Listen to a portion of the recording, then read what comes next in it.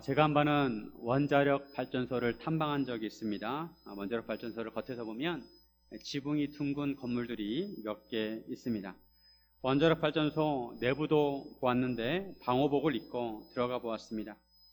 안내해 주시는 분의 설명을 들으면서 제 눈으로 확인을 하였지만 제 짧은 지식으로 다 이해할 수는 없었습니다.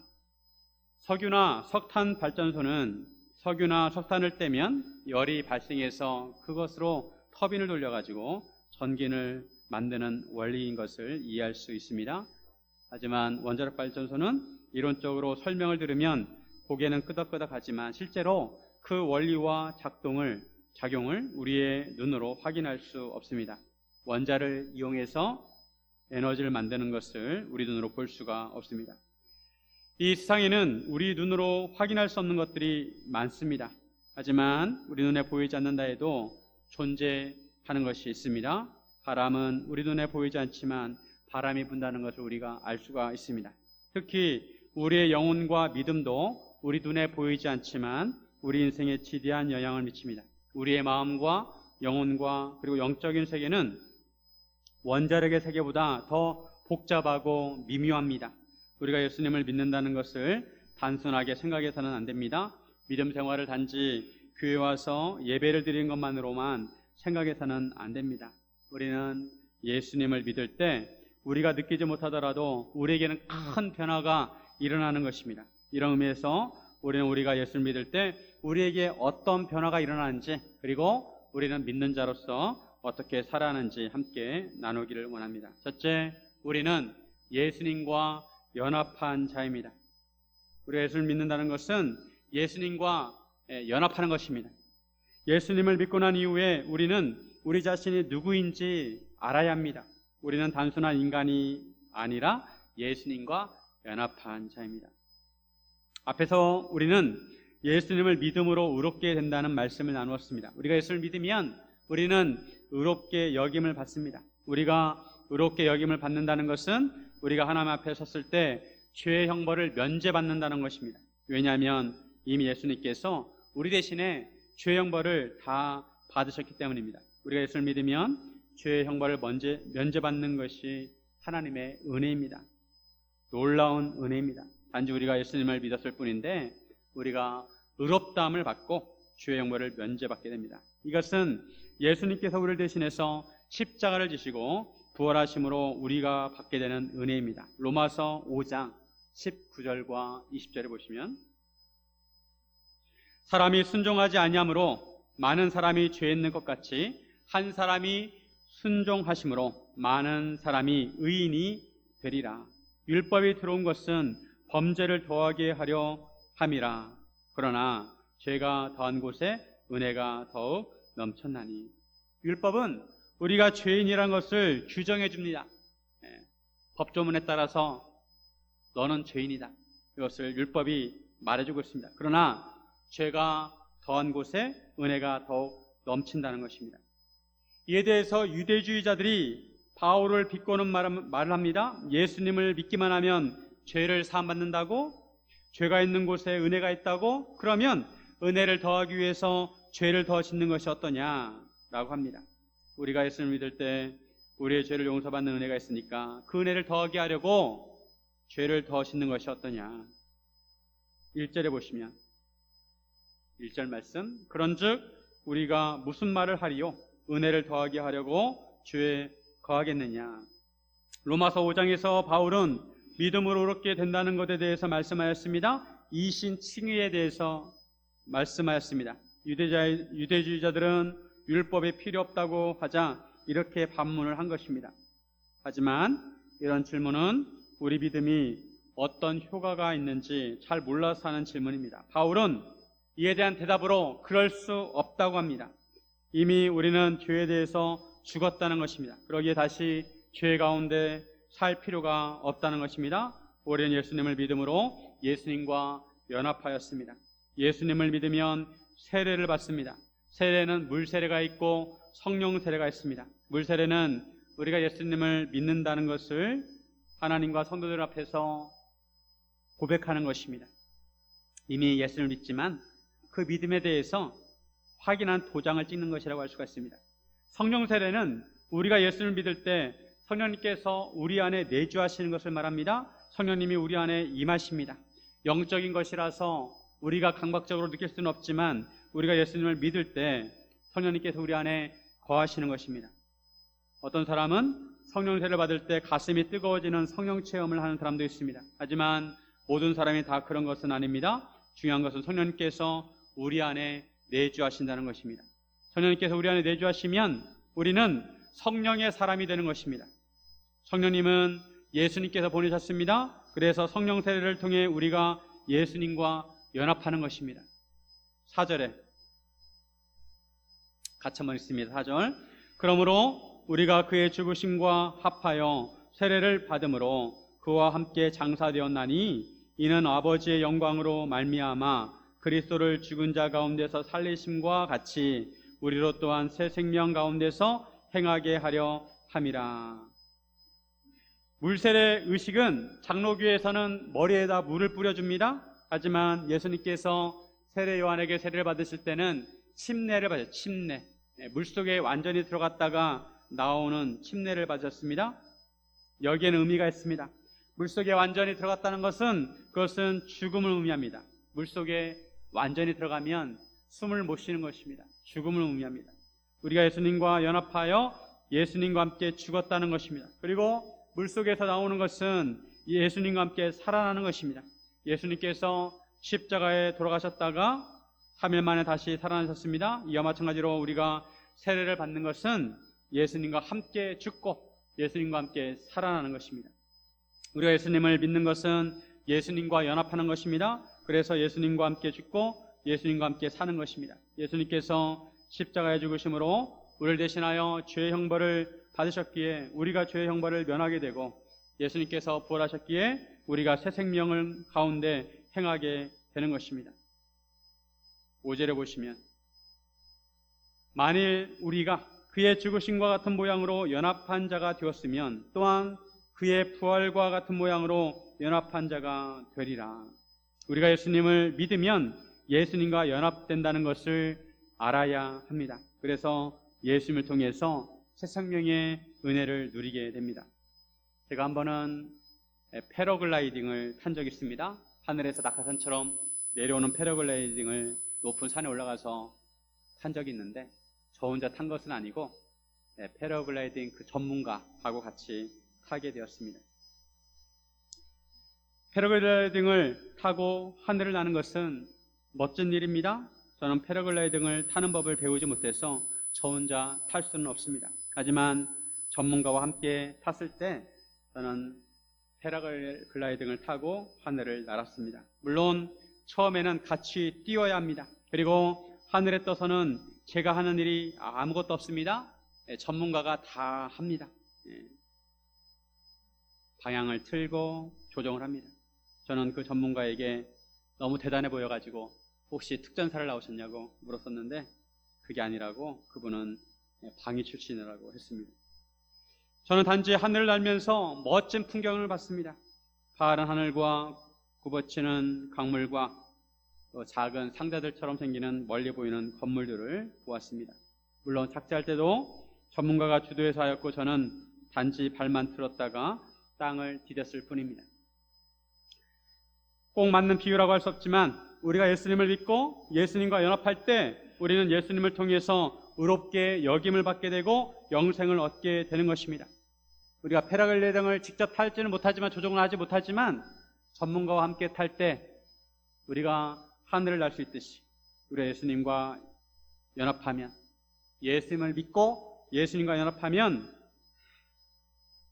예수님을 통해서 의롭다 여김을 받고 영생을 얻게 되는 것입니다.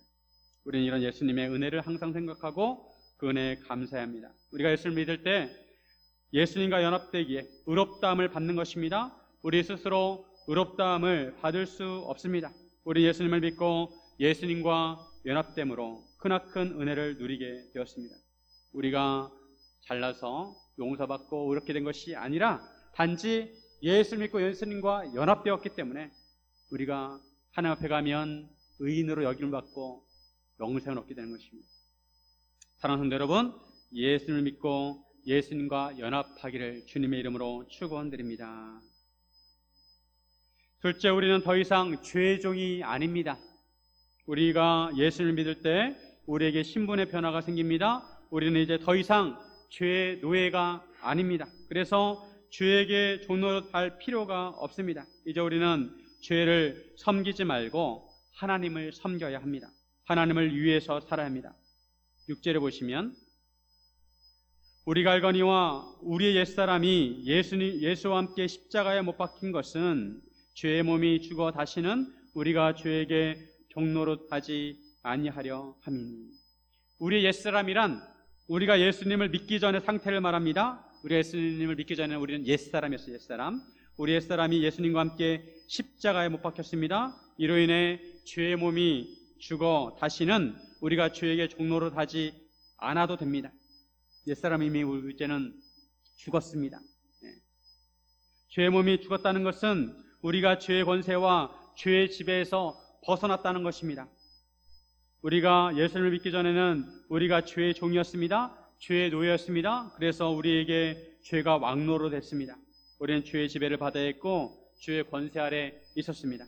하지만 이제 우리가 예수님을 믿음으로 우리는 죄의 지배에서 벗어나게 되었습니다. 더 이상 죄의 지배를 받지 않아도 됩니다.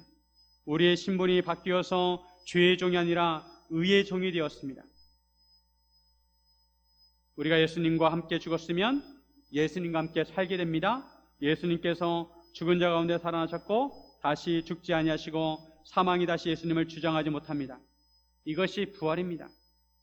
예수님은 부활하셨습니다. 부활은 단지 죽은 자가 살아나는 것이 아니라 사망이 다시는 주장하지 못하는 것입니다. 예수님은 죄에 대해서 단번에 죽으셨습니다. 그리고 지금은 계속 살아계십니다. 영원히 살아계십니다. 예수님과 연합된 우리도 이와 같다는 것입니다. 11절에 이와 같이 너희도 너희 자신을 죄에 대하여는 죽은 자요 그리스도 예수 안에서 하나님께 대하여는 살아있는 자로 여길지어다. 예수님께서 죄에 대하여 단번에 죽으시고 영원히 살아계신 것처럼 우리도 이제는 죄에 대해서 죽은 자이고 그리스도 예수 안에서 살아있는 자라고 자란 것입니다. 우리 예수님을 믿음으로 우리에게 이처럼 놀라운 변화가 일어난 것입니다. 이제 우리는 죄의 종이 아니라 예수님과 함께 영생을 가진 살아있는 자입니다. 그러므로 우리가 어떻게 살아야 할까요? 12절 말씀 같이 한번 읽습니다. 그러므로 너희는 죄가 너희 죽을 몸을 지배하지 못하게 하여 몸의 사욕에 순종하지 말고. 우리는 이제 더 이상 죄의 종이 아니니까 죄의 지배를 받을 필요가 없습니다. 죄의 종일 때는 죄의 지배를 받아야 하고 죄의 권세 아래 있습니다. 하지만 우리가 예수님을 믿음으로 죄의 노예에서 풀려났기에 우리는 더 이상 죄의 지배를 받지 않아도 됩니다. 몸의 사욕에 순종하지 않아도 됩니다. 더 이상 우리가 죄의 도구가 되지 않아도 됩니다. 한 가지 유념해야 할 것은 우리의 죄의 몸이 죽었다고 우리가 완전한 자가 되었다는 것은 아닙니다. 여전히 우리는 죄의 영향을 받고 있고 죄의 유혹을 받을 수 있습니다. 실제로 죄의 영향을 받아서 넘어지기도 합니다. 하나님이 보시기에 부끄러운 죄를 지을 때도 있습니다. 죄의 몸이 죽었다고 할 때 몸은 우리의 살과 살과 뼈가 있는 이 육신을 의미하는 것이 아니라 우리 죄의 본성을 의미하는 것입니다. 우리 죄의 몸이 죽었다는 것은 더 이상 죄의 지배를 받지 않아도 된다는 것입니다. 법적으로 이해하는 것이죠. 법적으로. 우리는 죄의 종이 아니다. 하지만 아직 우리는 죄로부터 완전한 자유를 얻지 못했습니다. 여전히 죄의 영향을 받을 수 있습니다. 그러므로 우리는 우리가 예수님을 믿음으로 우리의 신분이 죄의 종에서 의의 종이 되었기에 죄가 우리를 지배해서는 안 됩니다. 육체의 정욕에 순종해서는 안 됩니다. 그전에는 우리가 죄의 무기, 불의의 무기가 되었습니다. 하지만 이제 우리는 우리를 의의 무기로 하나님께 드려야 합니다. 13절에 또한 너희 지체를 불의의 무기로 죄에게 내주지 말고 오직 너희 자신을 죽은 자 가운데서 다시 살아난 자와 같이 하나님께 드리며 너희 지체를 의의 무기로 하나님께 드리라. 여기서 무기는 병기, 도구란 뜻입니다. 우리는 우리 몸을 불의의 도구로 죄에게 내주지 말아야 합니다. 우리 자신은 예수님처럼 하나님께 드려 의의 무기가 되어야 합니다. 우리는 죄의 지배가 아니라 하나님의 지배를 받아야 합니다. 우리 몸이 죄의 지배를 받으면 우리가 죄의 도구가 되어서 죄가 흥황하게 됩니다. 하지만 우리 몸을 하나님께 내어드리면 의의 종이 되어서 우리를 통해서 하나님께서 영광을 받으시는 것입니다. 우리가 어떻게 불의의 도구가 아니라 의의 도구가 될 수 있을까요? 우리가 어떻게 해야 죄의 지배가 아니라 하나님의 지배를 받을 수 있을까요? 이것이 우리의 문제입니다. 우리가 하나님의 의의 도구가 되기 위해서 세 가지 단계가 있는데, 먼저는 알아야 하고, 그 다음에는 여겨야 하고, 그 다음에는 드려야 합니다. 저를 한번 따라해 보겠습니다. 알고, 여기고, 드려야 합니다. 알고, 여기고, 드려야 합니다. 먼저 우리 자신을 알아야 합니다.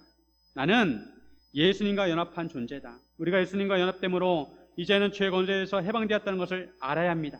이제 더 이상 우리는 죄의 노예가 아니라는 것을 알아야 합니다. 죄의 종이 아니라는 것을 알아야 합니다. 우리 신분이 이제는 바뀌었다는 것을 알아야 합니다. 그런 다음에 우리는 우리 자신을 죄의 노예가 아니라 의의 종으로 여겨야 합니다. 사실이 아닌 것을 사실이라고 간주하는 것이 아니라 우리의 변화에 대해서 계속 인지해야 합니다. 나는 죄의 종이 아니라 나는 의의 종이야. 계속 내 자신을 의식해야 합니다. 나는 죄의 종이 아니야. 나는 하나님의 자녀야. 나는 예수님의 제자야. 나는 의의 병기야. 라고 자기 자신을 인지해야 합니다. 그런 다음에 우리 자신을 하나님께 드려야 합니다. 예수님께서 예수님 자신을 하나님께 내어주심으로 십자가에 달리시고 다시 살아나신 것처럼 우리도 우리 자신을 하나님께 드려서 하나님의 백성으로, 하나님의 자녀로 의의 도구가 되어야 합니다. 미국에서 큰 전쟁이 일어났습니다. 그때 대통령이 링컨이었습니다. 링컨 대통령이 이끄는 북군은 노예를 해방시켜야 된다고 주장을 했습니다. 이에 반해 남군은 노예를 해방시킬 수 없다고 했습니다. 왜냐하면 남쪽에서는 목화 농사를 많이 지었는데 대부분 노예들이 일을 했습니다. 그래서 노예가 없으면 그 일을 하지 못하게 되니까 노예 해방을 반대한 것입니다. 결과는 북군이 승리를 하였고 승리하게 되었습니다. 이렇게 해서 노예를 해방시킨다는 법을 만들고 실행을 하게 됩니다. 관리가 가가지고 노예를 앞에다 세워놓고 법을 읽어줍니다. 그리고 선포합니다. 법을 읽어준 다음에 당신은 이제 더 이상 노예가 아닙니다. 당신은 자유인입니다. 당신은 어디 가서 살든 그것은 이제 당신의 자유입니다. 이런 말을 들었을 때 노예들은 얼마나 기뻤을까요?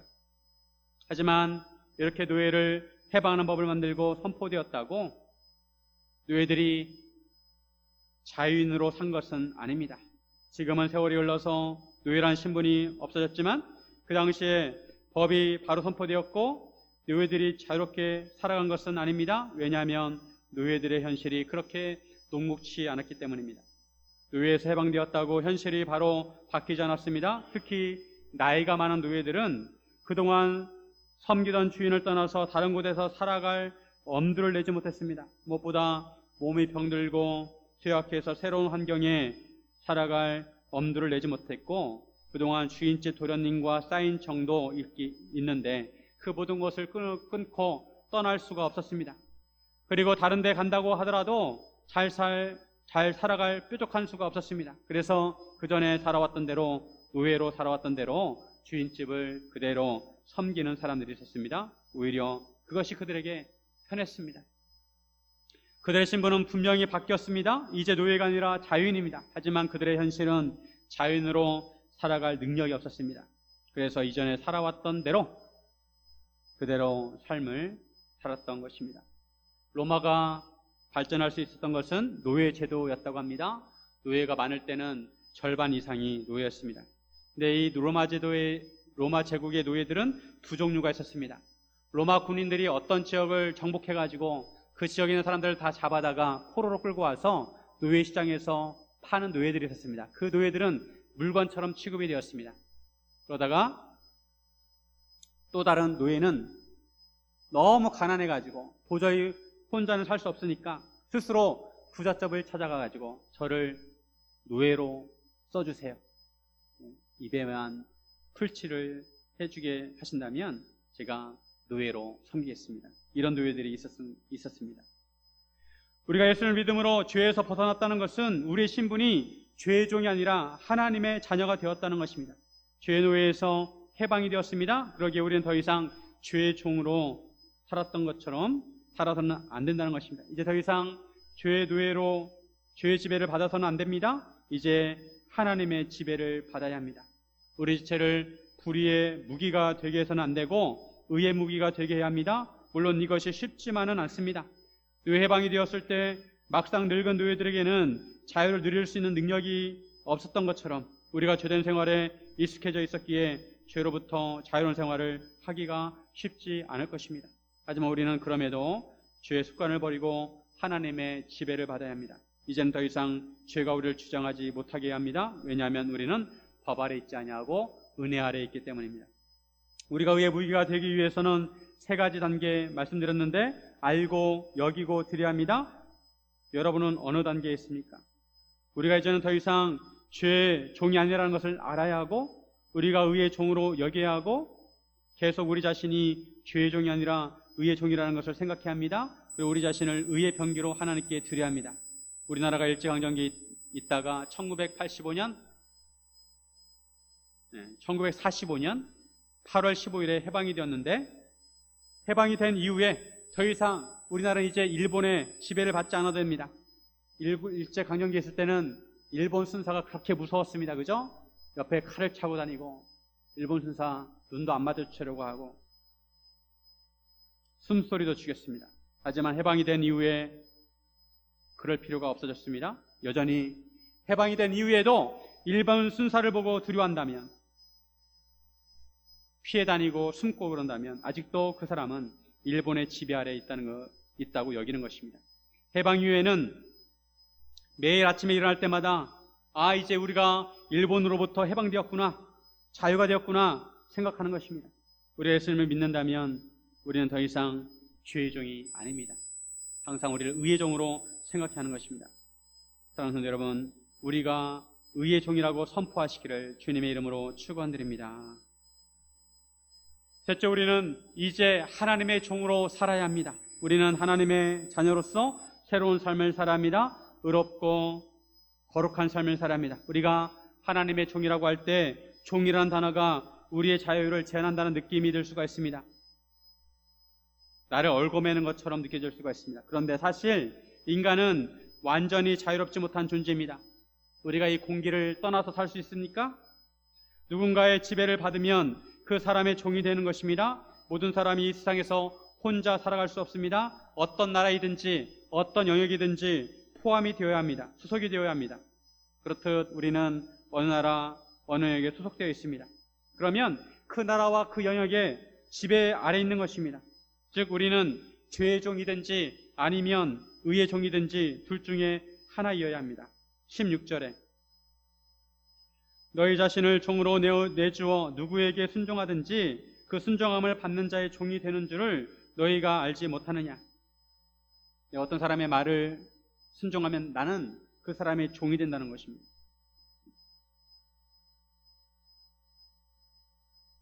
누군가의 종이 된다는 것은 그의 지배를 받는다는 것입니다.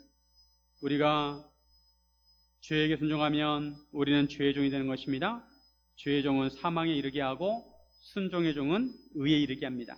아담은 하나님으로부터 독립하여 자기 나름대로 자유를 얻으려고 했습니다. 그래서 하나님께서 금하신 선악과를 따먹었습니다.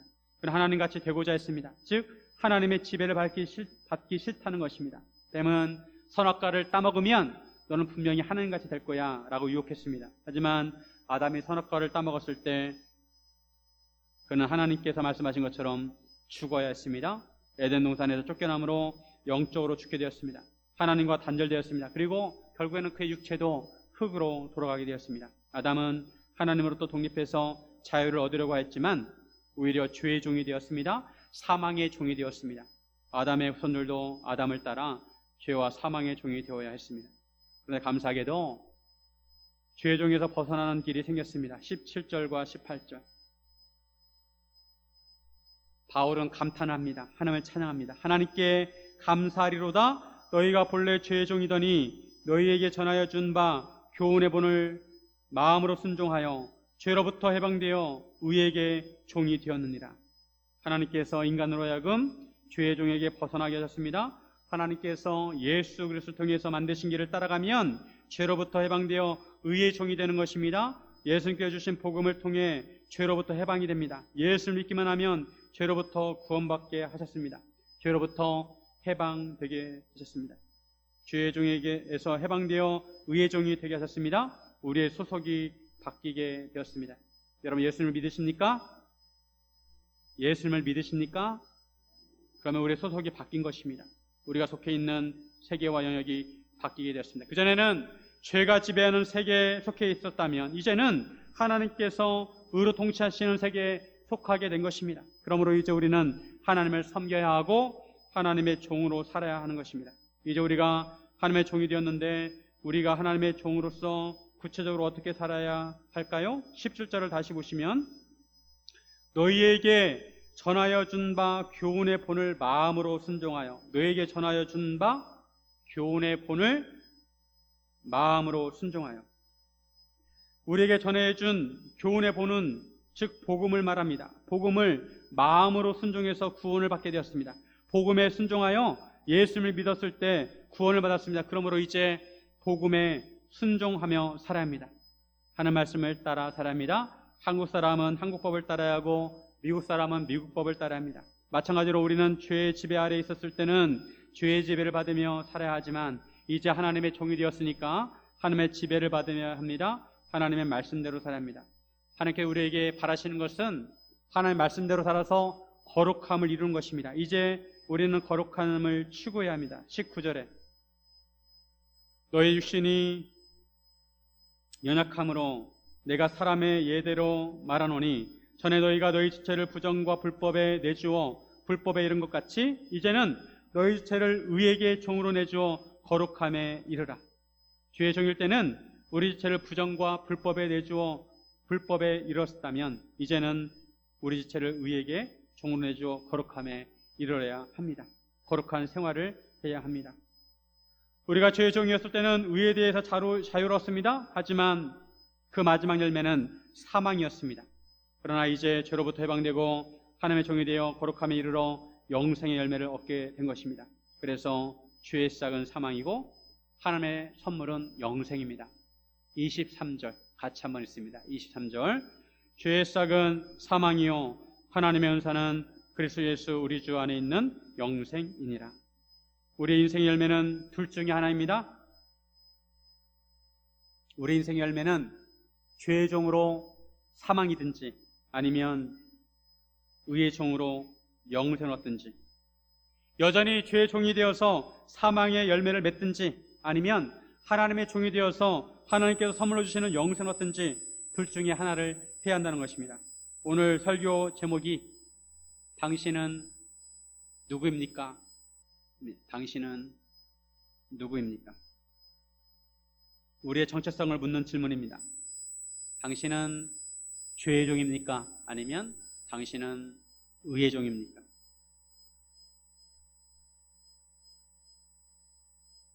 나는 죄의 종인가 아니면 하나님의 종인가? 죄의 종이었다가 하나님의 종이 되었으면 우리 영혼에 지각 변동이 일어난 것입니다. 지난 9월 8일에 모로코 마라케시에서 지진이 일어났습니다. 너무도 안타까운 일이 일어나게 되었습니다. 지각 변동이 일어났습니다. 지구의 땅덩어리는 여러 개의 큰 땅으로 이루어져 있는데 이번에 모로코의 땅의 큰 판이 움직여서 지진이 일어나게 된 것입니다. 우리가 예수를 믿을 때 영적인 지각 변동이 일어난 것입니다. 지진이 일어나는 것처럼 우리 영혼에 큰 충격이 있어야 합니다. 우리는 옛자를 벗어버리고 예수님 안에서 새 사람이 되어야 합니다. 우리의 호적이 바뀌게 되었습니다. 우리가 죄의 세계에서 하나님의 세계로 이사를 한 것입니다. 이민을 갔습니다. 그런데 이사를 했는데도 이사하기 전에 옛날 집으로 갈 때가 있습니다. 이사를 했는데도 아무 생각 없이 퇴근을 해서 옛날 집으로 몸이 향할 때가 있습니다. 그럴 때는 어떻게 해야 합니까? 정신을 바짝 차리고 새 집으로 가야 합니다. 이사한 집으로 가야 합니다. 우리는 더 이상 죄의 종으로 살아서는 안 되고 하나님의 종으로 살아야 합니다. 하나님의 종으로 산다는 것은 인생의 주인이 달라졌다는 것입니다. 인생의 목적과 가치관이 달라졌다는 것입니다. 우리의 주인이 되었다는 것입니다. 하나님은 원래 우리를 창조하신 분이십니다. 우리는 하나님을 섬겨야 하고 하나님을 경외해야 하고 하나님께 예배를 드려야 합니다. 이제 우리의 인생의 목적도 달라져야 합니다. 그전에 세상 사람들처럼 살았다면 이제는 하나님께 영광을 돌리는 삶을 살아야 합니다.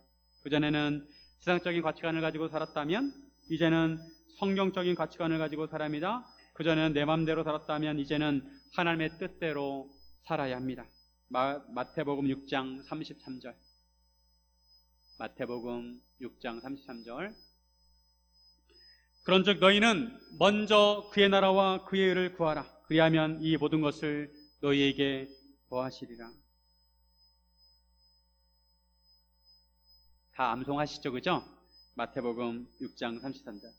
그런즉 너희는 먼저 그의 나라와 그의 의를 구하라. 그리하면 이 모든 것을 너희에게 더하시리라. 세상 사람들은 무엇을 먹을까, 무엇을 마실까, 무엇을 입을까 염려하며 살아갑니다. 하지만 하나님의 사람들은 그렇게 살지 말라는 것입니다. 이제는 그렇게 살아서는 안 된다는 것입니다. 우리는 우선순위를 바꿔가지고 이제는 먼저 하나님의 나라와 하나님의 의를 구해야 한다는 것입니다. 그러면 농사를 짓지 않아도 하나님께서 새에게 먹이를 주시듯이 또 들의 값파를 입히시듯이 우리에게도 필요한 것들을 하나님께서 아시고 채워주신다는 것입니다. 하나님의 종으로 살려면 거룩한 습관을 가져야 합니다. 습관은 반복적으로 하는 것입니다. 삶의 방식입니다. 습관적인 것은 좋지 않지만 좋은 습관은 좋은 것입니다. 우리가 하나님의 종으로서 거룩한 습관을 가지려면 나의 생각을 바꿔야 하고 나의 생활을 바꾸어야 합니다. 하루의 시간을 떼어서 하나님과 교제하는 경건의 시간을 가져야 합니다. 우리 하나님의 종이기 때문에 의도적으로 그렇게 해야 합니다. 하루 중 1시간이라도 따로 떼어서 하나님의 말씀을 읽고 하나님의 말씀을 묵상하고 기도하는 시간을 가져야 합니다. 거룩한 습관이 되려면 적어도 3개월은 반복해야 합니다. 이런 거룩한 습관을 가질 수 있도록 이번에 10월 달에 큐티 세미나를 합니다. 한 3년 전, 4년 전에 했었는데 큐티 세미나를 다시 하게 됩니다. 큐티 세미나는 성경 말씀을 어떻게 내 삶에 적용할 수 있는가 도와주는 성경 공부입니다. 그래서 제자훈련을 받으실 분들은 꼭 들으셔야 하고 들으셨던 분도 다시 들어도 됩니다. 이번 한 주간 동안 아침에 일어나셔서 나는 하나님의 종이다 선포하시길 바랍니다. 나는 죄의 종이 아니고 하나님의 종이다. 그리고 먼저 그의 나라와 그의 일을 구하라 생각하시기 바랍니다. 그리고 저녁에 주무시기 전에 나는 오늘 하나님의 종으로 살았는가 죄의 종으로 살았는가 생각해 보시기 바랍니다. 우리 이제 하나님의 종으로 살아가야 합니다. 사랑하는 성도 여러분, 우리는 하나님의 종이고 자녀입니다. 하나님의 종으로서 거룩한 삶을 사시기를 주님의 이름으로 축원드립니다.